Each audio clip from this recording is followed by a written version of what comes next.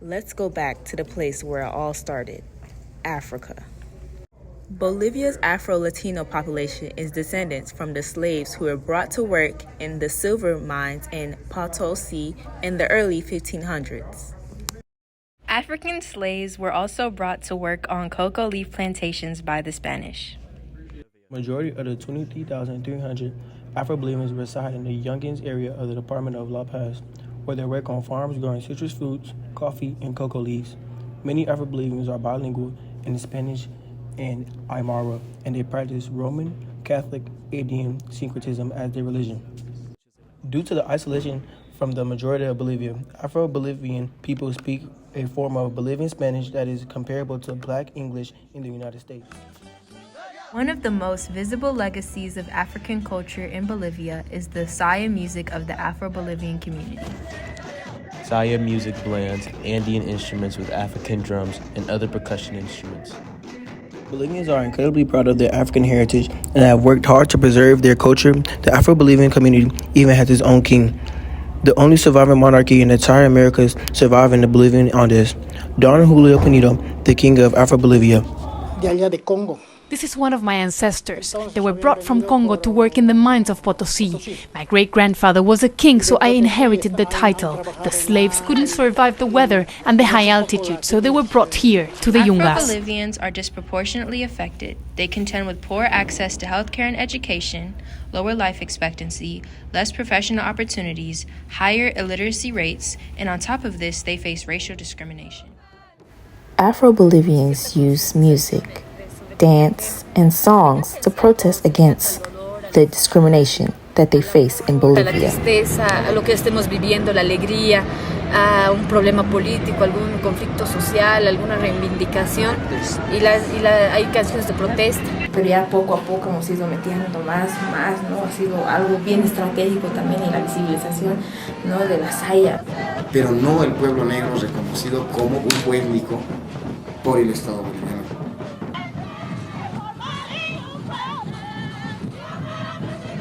Nosotros somos de marchas pacíficas y las marchas pacíficas son al ritmo de tambores. Por ejemplo, dicen, ¿no? Ahora ya no es el tiempo de la exclusión, ¿para qué trates a tu gente con tanto rencor? Estas son algunas de las canciones de la marcha, digamos que hicimos, ¿no? Al ritmo de tambores, al ritmo de saya. Y creemos que la educación, la tolerancia, el respeto uno al otro, el respeto de la cultura del otro, eso va a hacer la diferencia. President Evo Morales amended the country's constitution to include provisions outlining Afro-Bolivians' rights and ensuring their protection. Additionally, despite not being counted in the subsequent 3-year national census, the amendments recognized Afro-Bolivians as a minority group in Bolivia and generally extended to indigenous people. September is Afro-Bolivian month, and the 23rd of September is Bolivia's National Day of Afro-Bolivian Culture and People. September 23rd is like Bolivia's equivalent to the Juneteenth celebration, as slavery was abolished in 1848. Elena Flores was the first woman and Afro-Bolivian to be elected president of the Castellora Union in the Yungas near La Paz. However, in July 2019, Flores led an organized action to recover a health center, which rightfully belonged to the ADEPCOCA, but have fallen under paramilitary control thanks to Gutierrez. This led to Flores' wrongful imprisonment. Over 35 Afro-descendant, indigenous, and peasant organizations, as well as trade unions, and more than 130 people from around the world published a joint letter denouncing the unjust incarceration of Elena Flores and calling for her immediate release.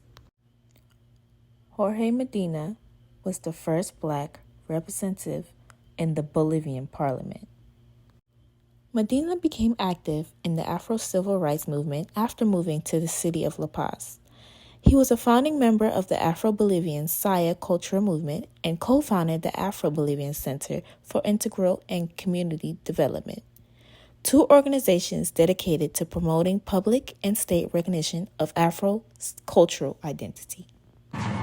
Even though Afro-Bolivians face trials and tribulations, they continue to fight to preserve their culture and traditions, and especially fight for their rights.